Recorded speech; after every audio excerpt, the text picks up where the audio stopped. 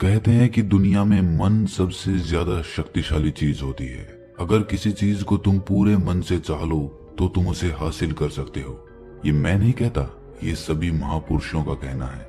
लेकिन अगर ये सत्य है, ये सच है, तो जो हम अपने मन से चाहते हैं वो हमें हासिल क्यों नहीं होता है?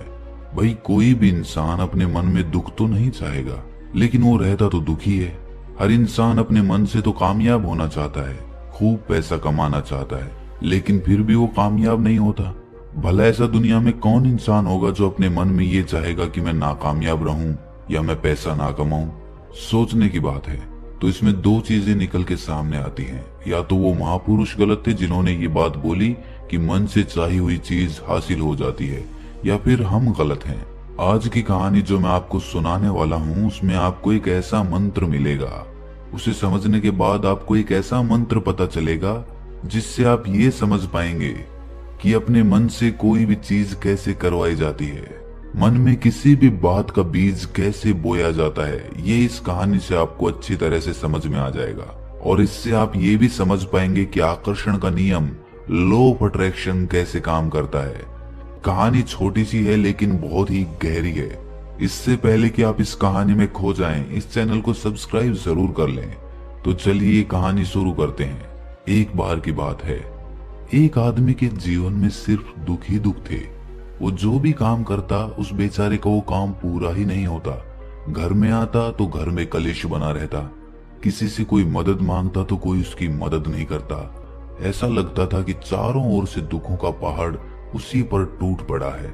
उसे समझ नहीं आ रहा था कि मैं इन दुखों से पार कैसे पाऊं। वो दिन रात यही सोचता रहता कि अपने दुखों से छुटकारा कैसे पाना है। इसी कारण से वो रात में सो भी नहीं पाता था।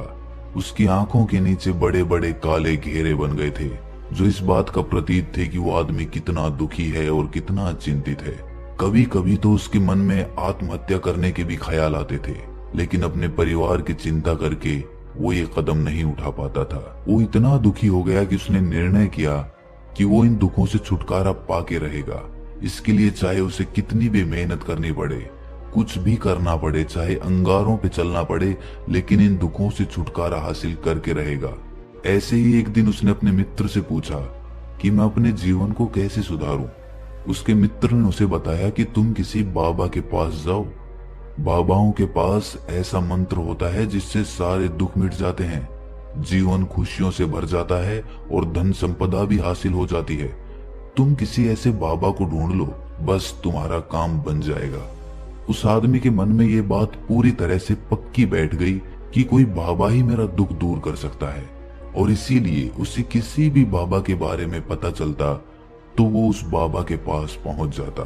उस बाबा को अपनी समस्या बताता और उससे उसका समाधान पूछता और कहता कि बाबा, मैं कुछ भी करने के लिए तैयार हूं, लेकिन मेरी इन समस्याओं से मुझे छुटकारा दिला दीजिए। आप जो कहेंगे मैं वो करूंगा, लेकिन मेरे जीवन को सुधार दीजिए। बाबा उसे कुछ टोने टोट के बता देते थे करने के लिए, और बदले में दान दक्षिणा ले लेते थे कि ये टोना टोटका करने के बाद तुम्हारे घर में सुख शांति बनी रहेगी, बस इस टोटके को पूरी विधि के साथ करना। वो आदमी घर लौटकर पूरी विधि के साथ टोने टोटके करने लगा, लेकिन बहुत टोने टोटके करने के बाद भी उसके जीवन में कुछ बदलाव नहीं आया। इसके विपरीत उसका जीवन और ज्यादा दुखी हो गया। जो भी बाबा उसे टोना टोटका देता था वो बदले में उससे दान दक्षिणा लेता था, जिससे उसका धन भी धीरे धीरे खत्म हो रहा था। इससे उसके जीवन में दुख और ज्यादा बढ़ गए। तब उसे लगा कि बाबाओं के पास जाने से तो मेरे जीवन में दुख कम होने की बजाय बढ़ते ही जा रहे हैं, तो मुझे क्या करना चाहिए? बाबाओं के पास जाऊं या ना जाऊं? फिर एक दिन एक आदमी ने उसे बताया कि तुम अपने घर में किसी पंडित को बुलाकर हवन करवा लो। हवन होगा, घर शुद्ध हो जाएगा। कोई भी बुरी ऊर्जा होगी घर में तो वो घर से बाहर चली जाएगी। किसी पंडित को बुलाकर पूरे विधि विधानों से मंत्रोच्चारण कराओ और हवन कराओ, जिससे घर में सुख शांति आए। उस आदमी के मन में ये बात बैठ गई और उसने एक पंडित को अपने घर पर बुलाकर हवन करवा दिया। हवन अच्छी तरह से संपन्न हुआ। बदले में पंडित ने भी अच्छी दान दक्षिणा ली और उसके बाद वो वहां से विदा हो गया। लेकिन कुछ दिनों के बाद उस आदमी को महसूस हुआ कि उसके जीवन में अब भी कोई बदलाव नहीं आया है। अब वो आदमी पूरी तरह से दुखी हो गया और ज्यादा परेशान हो गया। अब तो उसे लगने लगा था कि मेरे जीवन में से दुख कभी खत्म ही नहीं होंगे। और यही सोच सोच कर उस आदमी का बुरा हाल हो गया था। फिर एक दिन उसे अपने मित्र से एक ऐसे बाबा के बारे में पता चला जो समाधान बताने के लिए कोई दान दक्षिणा नहीं लेता था। उस आदमी को लगा कि ये बाबा दूसरे बाबाओं की तरह नहीं हो सकता, क्योंकि ये दान दक्षिणा तो लेता ही नहीं, और अगर दान दक्षिणा नहीं लेता तो ये सच में कोई सिद्ध बाबा होगा। और यही सोचकर वो उस बाबा के पास पहुंच जाता है। जब वो आदमी वहां पर पहुंचता है तो वो बाबा ध्यान में बैठे हुए थे। ये देखकर वो आदमी वहीं पर चुपचाप बैठकर ध्यान से बाहर आने का उनका इंतजार करने लगा। थोड़ी देर बाद बाबा ने आंखें खोली तो सामने एक दुखी और परेशान युवक को बैठे देखा। वो उसकी आंखों के नीचे काले घेरे देखते ही समझ गया कि ये आदमी अपने जीवन से कितना परेशान है। उसे संबोधित करते हुए बाबा ने पूछा कि बच्चा, क्या चाहते हो? बाबा के पास क्या लेने आए हो? उस आदमी ने कहा कि बाबा, मैं अपने जीवन से बहुत परेशान हूं। मैंने इन दुखों को दूर करने के लिए बहुत सारे रास्ते अपनाए। हर वो तरकीब करके देखी जो किसी बाबा ने मुझे बताई, हर वो काम किया जो किसी भी इंसान ने मुझसे करने को कहा, लेकिन मेरे जीवन में दुखों में कोई कमी नहीं आई। बाबा, इसके विपरीत मेरे जीवन में दुखों में बढ़ोतरी हो गई। मुझे समझ नहीं आ रहा है कि मैं क्या करूं। कभी कभी तो मैं आत्महत्या करने की सोचता हूं, लेकिन अपने परिवार की सोचकर मैं ये कदम नहीं उठा पाता। मैंने आपके बारे में बहुत सुना है बाबा, और मैं बहुत उम्मीद के साथ आपके पास आया हूं। कृपया करके मुझे कोई ऐसा मार्ग बताएं जिससे मुझे अपने दुखों से छुटकारा मिल जाए। मैं अपने दुखों से छुटकारा पाने के लिए कुछ भी करने को तैयार हूं। आप मुझे कोई भी रास्ता बताएं, चाहे वो रास्ता कितना भी कठिन क्यों ना हो, मैं उसको पार करके रहूंगा। बाबा ने महसूस किया कि आदमी तो सच में बहुत परेशान है। बाबा ने उसकी बात सुनकर कहा कि बच्चा, दुखों को दूर करने के लिए मंत्र ऐसे ही नहीं मिलते। मंत्र पाने के लिए कुछ करना पड़ता है। तुम कुछ कर सकते हो? ये सुनकर पहले तो उस आदमी ने सोचा कि ये बाबा भी मुझसे दान दक्षिणा ही मांगेंगे, लेकिन और कोई रास्ता ना पाकर उस आदमी ने कहा कि बाबा, आपको जितनी भी दान दक्षिणा चाहिए मैं देने के लिए तैयार हूं, लेकिन आपका मंत्र सच्चा होना चाहिए, वो पूरा होना चाहिए, उसका फल मुझे मिलना चाहिए। उसके बाद मैं आपको जो भी दान दक्षिणा लेना चाहते हो वो दे दूंगा। बाबा ने कहा कि दान दक्षिणा तो बहुत छोटी सी चीज है, मुझे वो नहीं चाहिए। इस पर वो आदमी सोच विचार करके बोला, तो बाबा, मैं अंगारों पे भी चलने के लिए तैयार हूं, आप मुझे बस आज्ञा दीजिए। बाबा ने कहा कि अंगारों पे चलने वाली छोटी चीज मैं तुमसे नहीं कराने वाला। मैं जो तुमसे कराने वाला हूं वो बहुत कठिन मंत्र है, उसे पूरा कर पाओगे? बाबा ने कहा कि बाबा, आप मुझे बताइए तो सही, मुझे करना क्या होगा, मैं कुछ भी करने को तैयार हूं। इस पर बाबा ने उसे कहा कि यहां से जब तुम अपने घर जाओ तो रास्ते में अपने मन में ये दोहराते जाना कि मैं सुखी हूं, मैं सुखी हूं, मैं सुखी हूं। बार बार अपने मन में यही दोहराना, और याद रहे, जुबान पर ये नहीं आना चाहिए, ये सिर्फ मन में दोहराना है। ये सुनकर वो आदमी बोला, बाबा, बस इतनी सी बात? ये तो मैं चुटकी बजा के कर लूंगा, लेकिन इससे होगा क्या? बाबा बोले कि इस मंत्र को करके देखो। वैसे भी तुमने इतने बाबाओं के मंत्र किए हैं, तो इस मंत्र को भी करके देख लो। उस आदमी ने सोचा कि बाबा कुछ दान दक्षिणा तो ले नहीं रहे, और छोटा सा मंत्र है, इसे तो मैं कर ही लूंगा। वो बोला, ठीक है बाबा, मैं ये मंत्र जरूर करूंगा। वो आदमी ये कहकर वहां से उठकर चलने लगा, लेकिन जैसे ही वो चलने लगा, पीछे से बाबा ने बोला कि बच्चा, एक बात याद रखना, जब तुम ये मंत्र अपने मन में दोहराओ तो तुम्हारे मन में बंदर के विचार नहीं आने चाहिए, बंदर का ख्याल भी नहीं आना चाहिए, तो ही ये मंत्र सिद्ध होगा। वो आदमी बोला, मुझे तो आज तक बंदर का कोई विचार नहीं आया, तो अब क्यों आएगा? आप चिंता मत करिए बाबा, मैं बस मन में यही दोहराऊंगा कि मैं सुखी हूं, मैं सुखी हूं। इसके अलावा बंदर का कोई विचार मेरे मन में नहीं आएगा। ये कहकर वो आदमी वहां से चल दिया।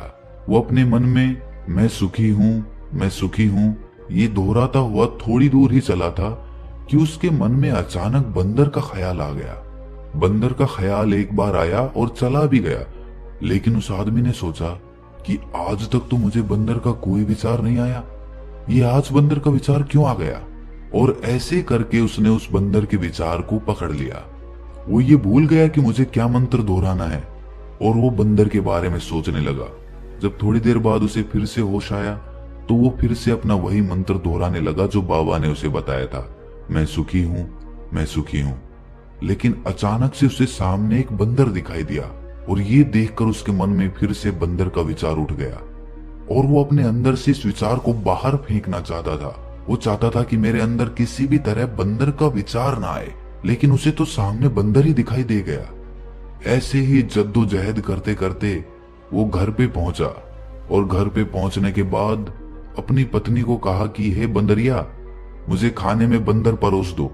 और जब उसे एहसास हुआ कि उसने क्या बोल दिया तो वो अपने बाल नोचने लगा। वो दीवारों में सर मारने लगा कि आज तक मुझे बंदर का कोई विचार नहीं आया और आज मुझे ये क्या हो गया है कि मुझे हर जगह बंदर ही बंदर नजर आ रहे हैं, ये कैसी माया है। यही सोच सोच कर वो आदमी रात भर सो नहीं पाया।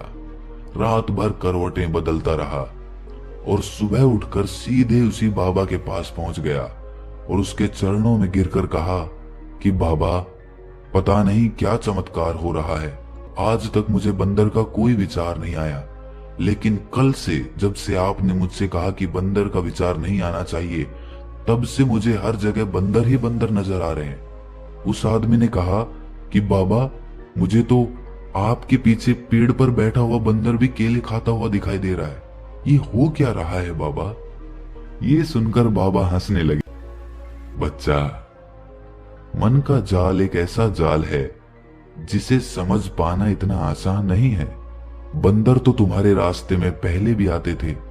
जब तुम मेरे पास आए थे तो इन्हीं पेड़ों पे ये बंदर घूम रहे थे, लेकिन तब तुम्हारे ध्यान में ये बंदर नहीं था, तब तुम्हारे ध्यान में सिर्फ अपने दुख थे। इसके बाद बाबा ने उसे बताया कि बच्चा, हम जिस चीज से भी दूर भागना चाहते हैं वही चीज हमारे मन में बहुत गहरे में प्रविष्ट हो जाती है, वो हमारे अंतर मन में समा जाती है। असल में हम जिस चीज से भी छुटकारा पाना चाहते हैं उससे छुटकारा इसीलिए पाना चाहते हैं कि वो हमारे साथ बहुत गहरे से जुड़ी हुई है, और हम जितना ही उससे छुटकारा पाना चाहते हैं वो उतनी ही गहरी हमारे मन में बैठती चली जाती है और आखिरकार वो हमारे अंतर मन में छा जाती है। ऊपर से तो हम चाहते हैं सुखी होना कि मैं सुखी हूं, सुखी हूं, हमारे होंठ भी यही बोलते रहते हैं, लेकिन हमारे मन में दुख समाये होते हैं। हमारे विचारों में, हमारे मन में हमें दुख ही दुख दिखाई देते हैं। इसीलिए अपनी जुबान से बार बार ये बोलने से कि मैं सुखी हूं, मैं सुखी हूं, हम सुखी नहीं होंगे जब तक ये मंत्र हमारे अंतर मन में प्रविष्ट नहीं होगा। इस पर उस आदमी ने पूछा कि बाबा, लेकिन ये मंत्र हमारे अंतर मन में प्रविष्ट कैसे होगा। ये सुनकर बाबा ने कहा कि बच्चा, अपने दुखों से लड़ना बंद कर दो। जब तक तुम अपने दुखों को दूर करने की सोचते रहोगे तब तक वो दुख तुमसे चिपके रहेंगे, तब तक वो दुख तुम्हारे अंतर मन पर अपना राज जमाए बैठे रहेंगे। और जिस दिन तुम उन दुखों के बारे में सोचना ही छोड़ दोगे, उन दुखों से छुटकारा ही नहीं पाना चाहोगे, उसी दिन से तुम्हारी जिंदगी से दुख गायब हो जाएंगे। क्योंकि किसी भी चीज से छुटकारा पाने के लिए हमें उस चीज के बारे में सोचना पड़ता है, और हम जितना ही उस चीज के बारे में सोचते हैं वो उतनी ही गहरी हमारे मन में प्रविष्ट होती चली जाती है। हम अधिकतर समय दुखों के बारे में ही सोचते हैं। हम यही सोचते हैं कि हमारे जीवन में दुख है और हमें इससे छुटकारा पाना है। इसी वजह से बार बार सोचने से वो दुख हमारे अंतर मन में प्रविष्ट हो जाते हैं और हमें एहसास भी नहीं होता। इसीलिए अगर तुम दुखों से छुटकारा पाना चाहते हो तो दुखों से छुटकारा पाने के बारे में सोचना छोड़ दो, तुम्हें दुखों से छुटकारा मिल जाएगा। अक्सर आदमी धूम्रपान छोड़ना चाहता है, शराब छोड़ना चाहता है, सुबह अपने आप से ये वादा करता है कि मैं कोई भी गलत काम नहीं करूंगा, लेकिन शाम को जब लौटता है तो नशे में चूर होकर लौटता है। ऐसा क्यों होता है कि जो हम सोच रहे हैं वो पूरा कर ही नहीं पा रहे हैं। असल में हम उस चीज को बहुत ज्यादा तवज्जो दे रहे हैं, उस चीज को बहुत ज्यादा अहमियत दे रहे हैं। जब भी हम उस चीज को छोड़ने के बारे में सोचते हैं तो हम उसकी इम्पोर्टेंस यानी कि विशेषता और ज्यादा बढ़ा देते हैं। हमारा मन उस चीज के बारे में जितना ज्यादा सोचेगा, शराब या धूम्रपान छोड़ने के बारे में जितना ज्यादा सोचेगा, हमारा मन उतना ही उस चीज के पीछे ज्यादा भागेगा। हमें उस चीज से लड़ना नहीं है, बल्कि बिना सोचे गुजर जाना है। और अगर इस मंत्र को हम समझ लेते हैं तो हम अपने जीवन में जो भी पाना चाहते हैं उसे अपने अंतर्मन में डाल सकते हैं